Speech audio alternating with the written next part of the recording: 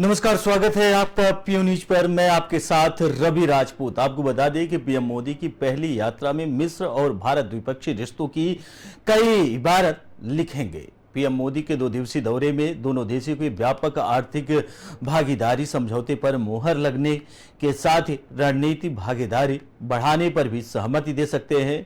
सब तय हो योजना के मुताबिक हुआ है तो मिस्र भारतीय मुद्रा में जरूरी चीजों का आयात कर सकता है। दरअसल वर्तमान परिस्थितियों में दोनों देशों को एक दूसरे की मदद की जरूरत है। सैन्य ताकत बनने का इच्छुक मिस्र भारत से सैन्य हेलीकॉप्टर, तेजस लड़ाकू विमान, आकाश मिसाइल सहित कई दूसरे सैन्य उपकरण चाहता है। मिस्र भारत से तकनीकी शिक्षा के मामले में भी मदद चाहता है। दूसरी ओर चीन से आयात कम करने की योजना काम कर रहा है। भारत मिस्र से खाद के अलावा गैस की आपूर्ति बढ़ाना चाहता है। मिस्र के राष्ट्रपति अब्दुल फतेह अल सीसी चाहते हैं कि दोनों देशों का व्यापक सालाना $12 अरब तक पहुंच सके। वहीं मिस्र पश्चिम एशिया की बड़ी ताकत के अलावा इस्लामी दुनिया की तटस्थ और मजबूत आवाम के लेकर दोनों देशों के बीच में एक बेहतर सामंजस्य स्थापित हो सके। आपको बता दें कि प्रधानमंत्री नरेंद्र मोदी का ये 2 दिवसीय मिस्र का दौरा है। दोनों देशों के बीच में ये माना जा रहा है शिक्षा, स्वास्थ्य के अलावा डिफेंस के भी लेवल पर अच्छी बातचीत हो, दोनों देश एक दूसरे की मदद कर सके।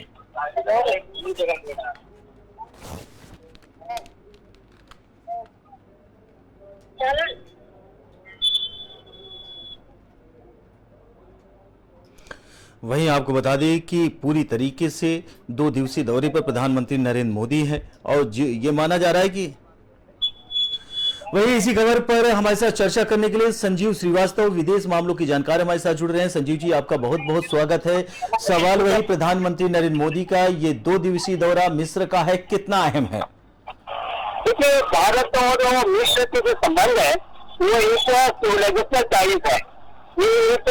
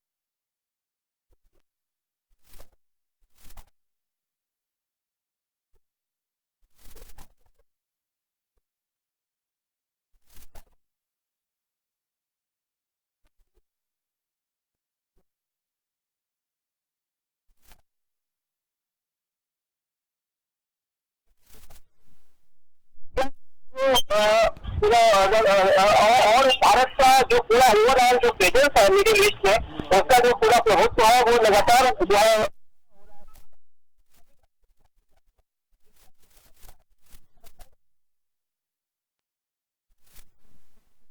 ये आर्थिक समझौते को लेकर भी दोनों देशों के बीच में चर्चा हो सकती है।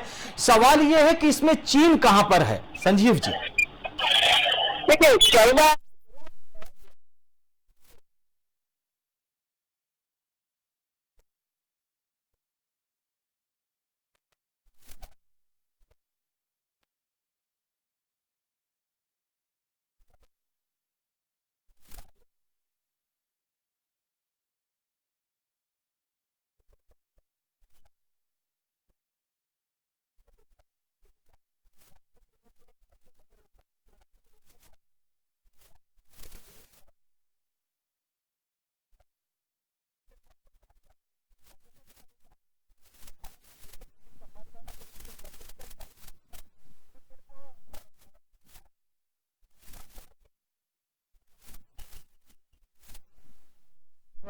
और चाइना अवश्य से प्रभाव बनाने की कोशिश कर रहा है।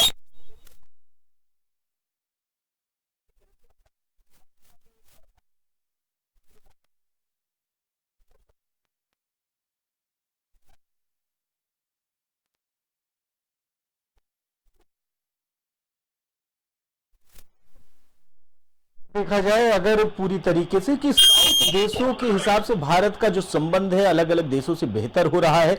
अगर पूरे विश्व पटल पे अगर हम इस संबंधों को देखें तो किस आयाम पर है, और आने वाले कल में अगर यही चलता रहा, भारत के संबंध हर देश से बेहतर हो रहा है, माना चीन और पाकिस्तान या फिर कुछ अन्य देश हैं जिनके साथ अभी भी बेहतर संबंध नहीं है, तो क्या आने वाले कल में एक एक करके भारत की जो एक विश्व गुरु बनने की जो चाहत है और पूरी तरीके से आगे बढ़ रही है, आने वाले कल में ये भी देश इसमें शामिल होंगे?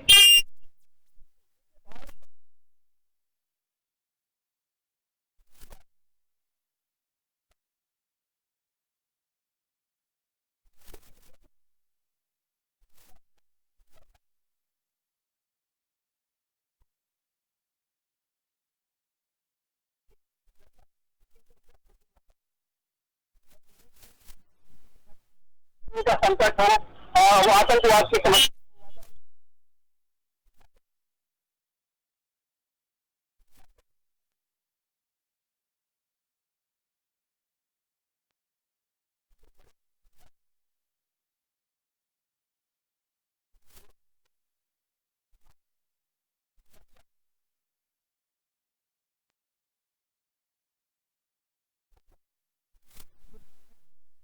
जी आपका बहुत बहुत शुक्रिया। वहीं आपको बता दें कि भारत और मिस्र के संबंधों को लेकर प्रधानमंत्री नरेंद्र मोदी का ये 2 दिवसीय दौरा मिस्र का है। माना जा रहा है कि आर्थिक दृष्टिकोण से भी ये दौरा अहम है। वहीं चीन के भी दृष्टिकोण से ये माना जा रहा है कि ये दौरा अहम है। कई चीजें मिस्र चीन से लेता है, एक्सपोर्ट और इंपोर्ट करता है, और भारत दौरे से दोनों देशों के बीच में आयात और निर्यात बढ़ेंगे, उद्योग के नए साधन उपलब्ध होंगे। तो पूरी तरीके से प्रधानमंत्री ये नरेंद्र मोदी का दौरा एक ग्लोबल दौरे के रूप में देखा जा रहा है।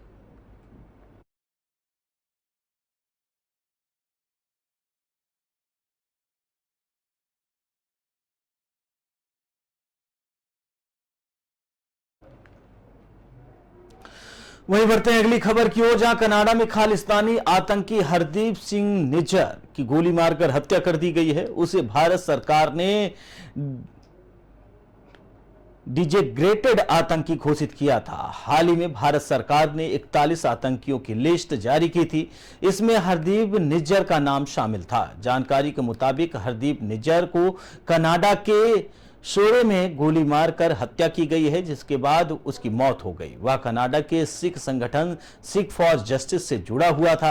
वह पंजाब के जालंधर जिले का रहने वाला था। फिलहाल भारतीय जांच एजेंसियों का कनाडा की जांच एजेंसियों से इस वारदात के बारे में जानकारी जुटाई जा रही है। खुफिया एजेंसियों के हवाले से मिली जानकारी के मुताबिक वह पिछले कई सालों से कनाडा रह रहा था और वहां से भारत के खिलाफ खालिस्तानी आतंकवाद को हवा दे रहा था। निज्जर भारतीय जांच एजेंसियों के लिए पिछले 1 साल से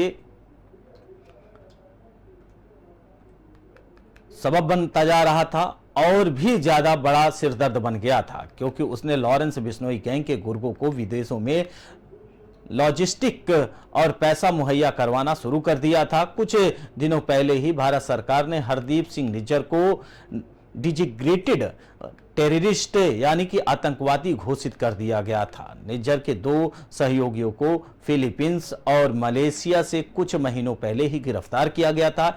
इससे पहले साल 2022 में पंजाब के जालंधर में हिंदू पुजारी की हत्या की साजिश रचने के आरोप में राष्ट्रीय जांच एजेंसी यानी कि NIA ने भगोड़े खालिस्तानी आतंकी हरदीप सिंह निज्जर पर 10 लाख रुपए का इनाम घोषित किया था।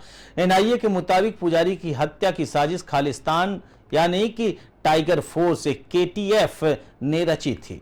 कनाडा में रहने वाला निज्जर KTF का प्रमुख था। भारत में जब कृषि कानूनों के खिलाफ किसानों का आंदोलन चल रहा था, उसी दौरान विदेशों में भारतीय दूतावासों के बाहर खालिस्तानी संगठन सिख फॉर जस्टिस के आतंकियों ने प्रदर्शन किया था। इस मामले में NIA ने भारत सरकार के खिलाफ भावनाओं को भड़काने के आरोप में FIR दर्ज की थी। इस FIR के मुताबिक भारत सरकार के खिलाफ जमीनी अभियानों और भ्रष्टाचार के भारी मात्रा में धन जमा किया गया है, जिसका मकसद लोगों को विदेश में भारतीय दूतावासों के खिलाफ प्रदर्शन करने के लिए उकसाना शामिल था। इसमें 3 आतंकवादी गुरपत तवंत सिंह पन्नू और परमजीत सिंह पम्मा और हरदीप सिंह निज्जर के नाम शामिल थे, जबकि चौथे कॉलम में भारत सरकार के खिलाफ साजिश रचने वाले अज्ञात आतंकियों को शामिल किया गया था।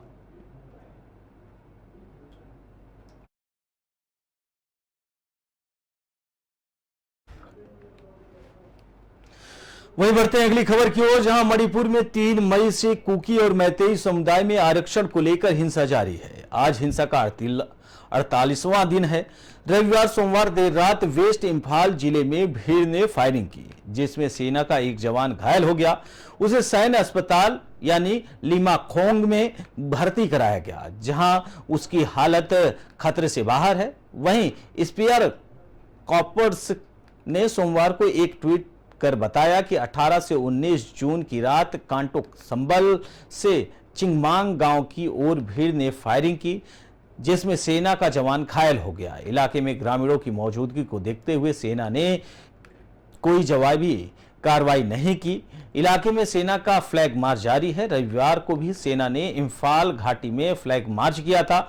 वहीं इस हिंसा के चलते राज्य में व्यापक व्यापार और रोजगार भी मुश्किल में आ रहे हैं। दुनिया के इकलौते मार्केट में सन्नाटा पसरा हुआ है। मार्केट में दुकान लगाने वाले महिलाओं का कहना है कि यह हिंसा युद्ध का रूप ले चुकी है। इसमें तब तबाह हो चुका है। इंफाल वेस्ट जिले के अधिकारियों ने बताया कि 18 जून को स्थिति नियंत्रण में हो जाने के बाद फिर सुबह 5 बजे से शाम 5 बजे तक कर्फ्यू में ढील दी गई थी, ताकि आम जनता को दवाओं और खाद्य पदार्थों सहित आवश्यक वस्तुओं की खरीद में आसानी हो सके। वहीं अधिकारियों ने कहा कि पिछले हफ्ते शुक्रवार को मणिपुर के थोंगंजू में भाजपा कार्यालय में भीड़ ने तोड़फोड़ की थी। पिछले हफ्ते बुधवार को भीड़ ने इंफाल पश्चिम में मणिपुर के मंत्री नेमचा किपजेन के अधिकारी आवास को जलाने की कोशिश की थी। इस दिन हुई हिंसा में 9 लोग मारे गए थे, जबकि 10 से अधिक लोग घायल हो गए थे। ये देखते हुए कि मणिपुर सरकार ने राज्य में इंटरनेट पर बैन 20 जून तक के लिए बढ़ा दिया है। जनता के बीच अफवाहों और अशांति को फैलाने से रोकने के लिए पूरे इंफाल वेस्ट में वाकी टाकी सेंटों की अनाधिकृत बिक्री और इस्तेमाल पर प्रतिबंध लगाया गया है।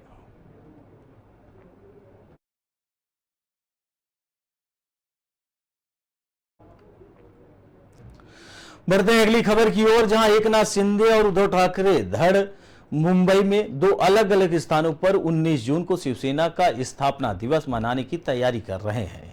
इस दौरान दोनों के बीच यह साबित करने के लिए वाक युद्ध भी हो सकता है कि कौन संस्थापक दिवंगत बाला साहब ठाकरे की राजनीति का असली उत्तराधिकारी है। शिंदे द्वारा पिछले साल उद्धव ठाकरे के खिलाफ बगावत करने के बाद शिवसेना विभाजित हो गई थी और पार्टी का नाम एवं निशान तीर धनुष शिंदे धड़े को आवंटित किया गया था और ठाकरे धड़े का नाम शिवसेना रखा गया था। पिछले साल के इस विभाजन के बाद यह शिवसेना का पहला स्थापना दिवस होगा, जिसे मनाया जाएगा। शिंदे की अगुवाई वाली शिवसेना उत्तर पश्चिम मुंबई के गोरेगांव में नेस्को मैदान में यह आयोजित करेगी, जबकि शिवसेना यूबीटी मध्य मुंबई में सियोन के षणमुखानंद हाल में अपना कार्यक्रम करेगी। दोनों ही धड़े असली शिवसेना होने का दावा करते हैं। शिवसेना के राज्यसभा सांसद संजय राउत ने कहा कि उद्धव ठाकरे के नेतृत्व वाला गुट ही असली शिवसेना है। शिवसेना के सांसद और मुख्यमंत्री एकनाथ शिंदे के पुत्र श्रीकांत शिंदे ने कहा कि स्थापना दिवस कार्यक्रम में पूरे महाराष्ट्र में पार्टी कार्यकर्ता आएंगे।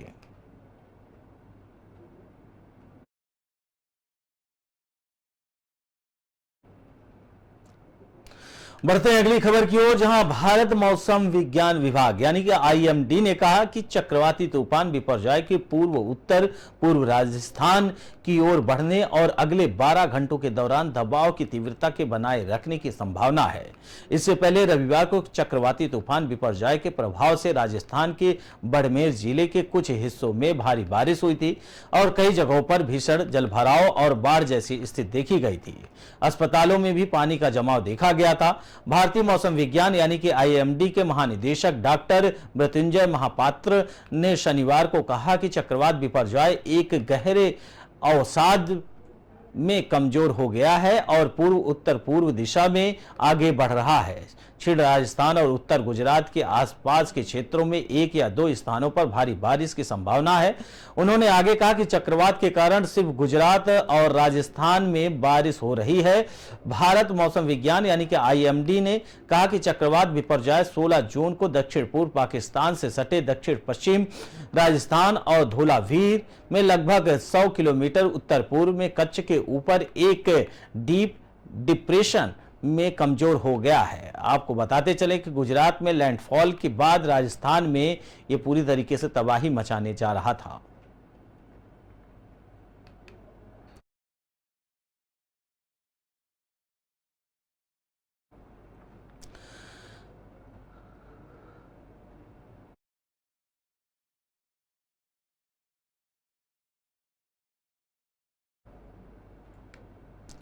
वहीं बढ़ते हैं अगली खबर की ओर, जहां भारतीय कुश्ती महासंघ के पूर्व अध्यक्ष और भाजपा सांसद बृजभूषण शरण सिंह के खिलाफ प्रदर्शन कर रही ओलंपिक खिलाड़ी यानी कहा जाए कि रेसलर साक्षी मलिक ने एक दिन पहले शनिवार को बड़ा खुलासा किया है।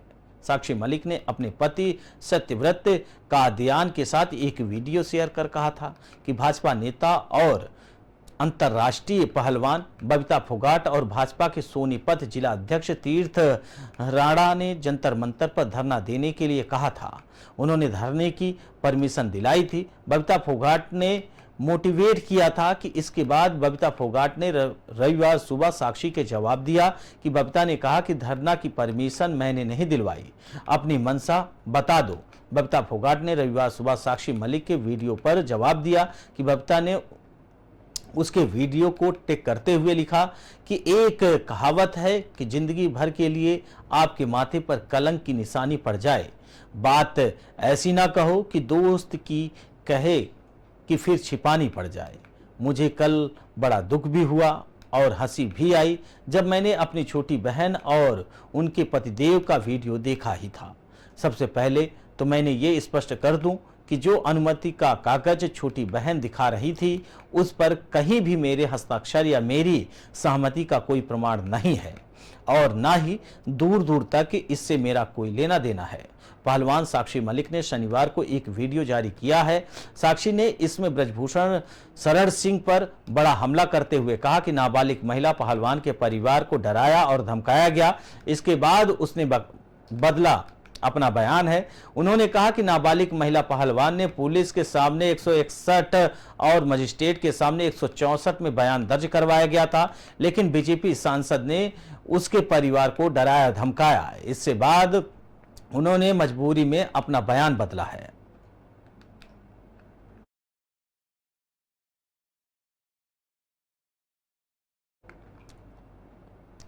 फिलहाल इस बुलेटिन में हमारे साथ इतना ही। बाकी देश दुनिया की तमाम बड़ी खबरों से जुड़ने के लिए देखते रहिए पी न्यूज। नमस्कार।